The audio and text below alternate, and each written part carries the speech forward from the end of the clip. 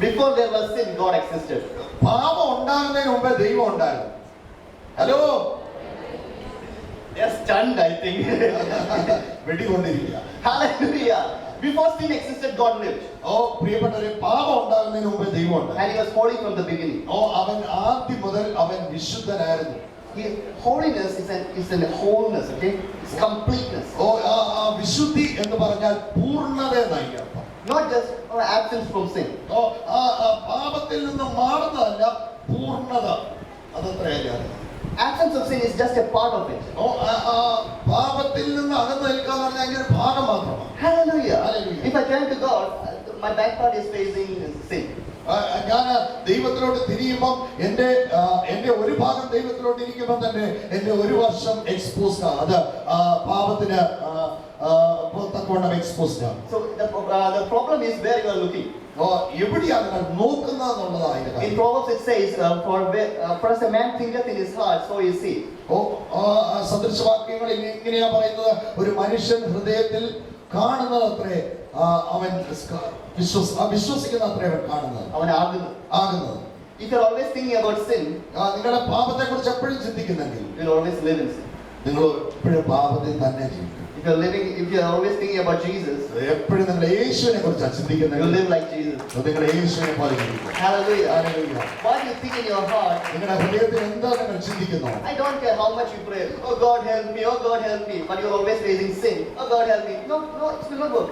നിങ്ങൾ എത്ര പ്രാർത്ഥിക്കുന്നു ഞാൻ നോക്കുന്നില്ല, എത്ര പ്രാർത്ഥിക്കുന്നു എന്നുള്ളതിലല്ല വിഷയം. അല്ലെ, നിങ്ങൾ എത്ര കർത്താവേ എന്നെ സഹായിക്കണേ എന്ന് പറഞ്ഞിട്ട് ഒരു വശം ദൈവത്തിൽ നിന്ന് തിരിഞ്ഞാൽ നിങ്ങൾ നിൽക്കുന്നെങ്കിൽ അതുകൊണ്ട് നിങ്ങൾക്ക് അനുഗ്രഹം പ്രാപിക്കാൻ സാധിക്കും. യേശുവിനെ നോക്കി. When you look to Jesus, യേശുവിനെ നോക്കുമ്പോൾ holiness is effortless.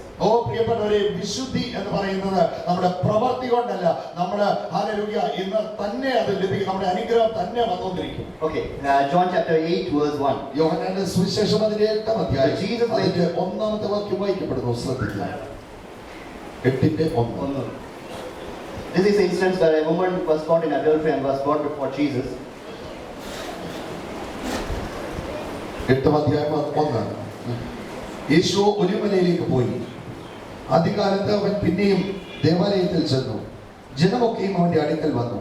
അവൻ ഇരുന്ന് അവരെ ഉപദേശിച്ചു കൊണ്ടിരുന്നപ്പോൾ ശാസ്ത്രിമാരും പരീശന്മാരും വ്യഭിചാരത്തിൽ പിടിച്ചിരിക്കുന്ന ഒരു സ്ത്രീയെ കൊണ്ടുവന്ന് നടുവിൽ നിർത്തി അവനോട്, ഗുരു, ഈ സ്ത്രീയെ വ്യഭിചാര കർമ്മത്തിൽ തന്നെ പിടിച്ചിരിക്കുന്നു. ഇങ്ങനെയുള്ളവരെ കല്ലെറിയണം എന്ന് മോശ ന്യായപ്രമാണത്തിൽ ഞങ്ങളോട് കൽപ്പിച്ചിരിക്കുന്നു. They said all these things so they will trap Jesus. ഇവര് ഈ കാര്യങ്ങളെല്ലാം പറഞ്ഞത് യേശുക്രിസ്തുവിനെ അവർ കൊടുക്കുവാൻ വേണ്ടിയാണ്. If Jesus says, യേശു പറഞ്ഞെങ്കിൽ don't stone her, അവളെ കല്ലെറിയണ്ട എന്ന് പറഞ്ഞെങ്കിൽ Jesus will be breaking Moses' law. യേശു മോശയുടെ നിയമത്തെ പൊട്ടിക്കുക അത്രേ ചെയ്യുന്നത്. If he says stone her, അവൻ അവളെ കല്ലെറിയണം എന്ന് പറഞ്ഞാൽ he will be breaking what is like God is love, all those things. He will be breaking his same teaching. അവൻ ദൈവത്തിന്റെ സ്വഭാവം തന്നെ തനിക്ക് ഊരി വെക്കേണ്ടതായിട്ട് വരും. Hallelujah. Hallelujah. Because Jesus is love, ദൈവം സ്നേഹമായതുകൊണ്ട് he cannot kill a woman. ഒരു വ്യക്തിയെയും കൊല്ലുവാൻ സാധിക്കത്തില്ല. Sin must be punished. എന്നാൽ പാപത്തിന് എന്ത് വേണം? ശിക്ഷ വേണം. What to do? എന്ത് ചെയ്യും? That's why Jesus died on the cross. അതുകൊണ്ട് പ്രിയപ്പെട്ടവരെ, പാപത്തിന്റെ ശമ്പളം മരണമത്രേ. അതുകൊണ്ട് യേശു ക്രിസ്തു ക്രൂശിൽ. So if you say, Alfred, what are you saying? There is no punishment for my sin. Alfred എന്നാ പറയുന്നത്? അതെന്ന് പറഞ്ഞാൽ ഞാൻ പാപം ചെയ്താൽ അതിന് ശിക്ഷയില്ലെന്നാണോ? Yes, there is punishment. പ്രിയപ്പെട്ടവരെ, ശിക്ഷയുണ്ട്. But Jesus took that punishment on the cross. എന്നാൽ യേശു ശിക്ഷ ക്രൂശിൽ വഹിച്ചു.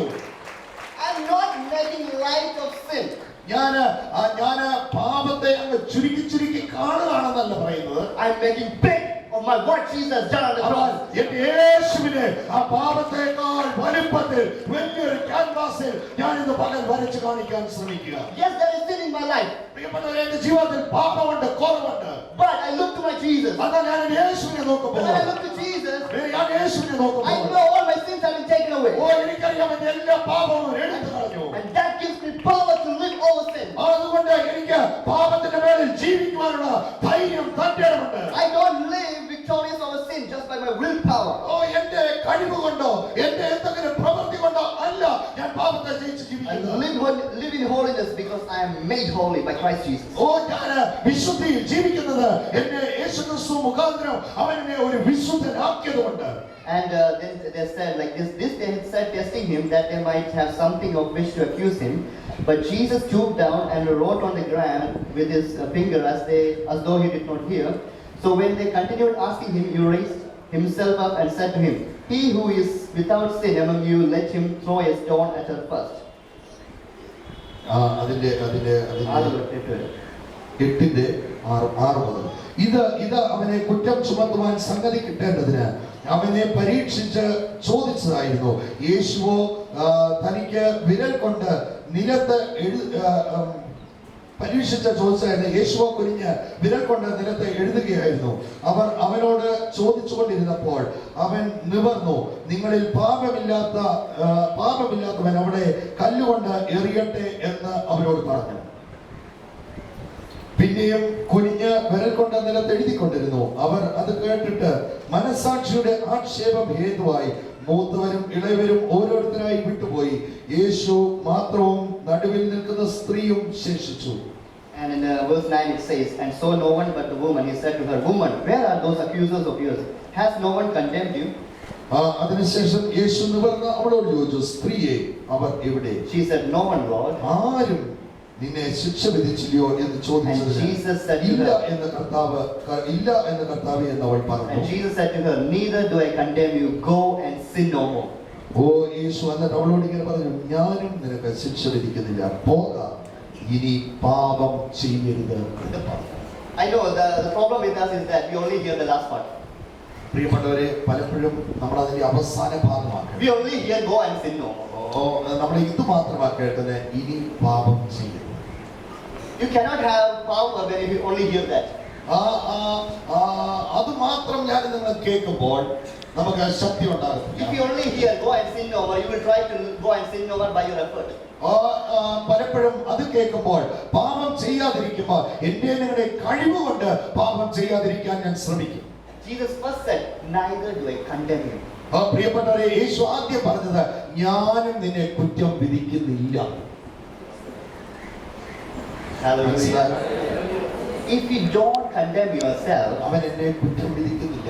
you will have the power to reign over your sins. പ്രിയപ്പെട്ടവരെ, അവന് നിങ്ങളുടെ പാപത്തിന്റെ മേളിൽ അവന് പാപത്തെ വാഴുവാനുള്ള അധികാരം. The more you condemn yourself, the more you will sin. പ്രിയപ്പെട്ടവരെ, അധികം നിങ്ങളെ തന്നെ കുറ്റം വിധിക്കുമ്പോൾ അധികം നിങ്ങൾ പാപം ചെയ്യണം. Yes, there may be sin in your life in the past. നിങ്ങളുടെ ജീവിതത്തിൽ പഴയ കാലത്ത് ചിലപ്പോൾ പാപം, And you may be thinking like this, നിങ്ങൾ ചിന്തിക്കുന്നുണ്ട്, because of my sin, God is not blessing me. ആ പാപം കാരണമായിരിക്കും കർത്താവിനെ അനുഗ്രഹിക്കുക. The more you condemn yourself, the more you are cutting off from Jesus Christ. പ്രിയപ്പെട്ടവരെ, അത്രയധികം നിങ്ങൾ നിങ്ങളെ തന്നെ കുറ്റം വിധിക്കുമോ അത്രയധികം നിങ്ങൾ കർത്താവിൽ നിന്ന് അകന്നാകും. Hallelujah. The more sin conscious you are, the more you will be away from God. എത്രയധികം പാപത്തെ കുറിച്ചുള്ള പുത്തൻ നിങ്ങളുടെ ജീവിതത്തിലുണ്ടോ അത്രയധികം നിങ്ങൾ ദൈവത്തിൽ നിന്ന് അകന്നാകും. When you sin, നിങ്ങൾ പാപം ചെയ്യും, look to Jesus.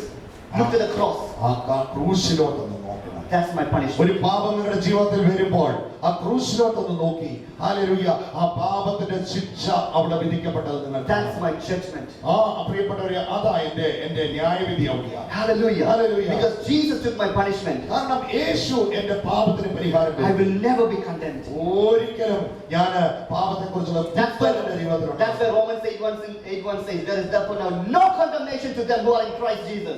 അതുകൊണ്ട് റോമർക്ക് എഴുതിയ ലേഖനം അതിൽ 8-1 വാക്യത്തിൽ പറയുന്നത്, ഇനി ക്രിസ്തു യേശുവിലുള്ളവർക്ക് ഒരു ശിക്ഷാവിധിയുമില്ല. Hallelujah.